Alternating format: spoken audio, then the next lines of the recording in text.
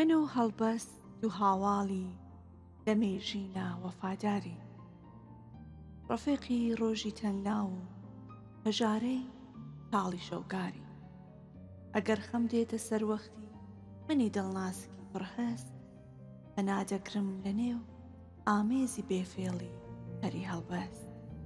پەری چاوێک و من چاوێک دەخوێنین و دەبارێنین، هەتا ئاسۆی دڵێک ڕووناک دەکەین و شەم دەتارین.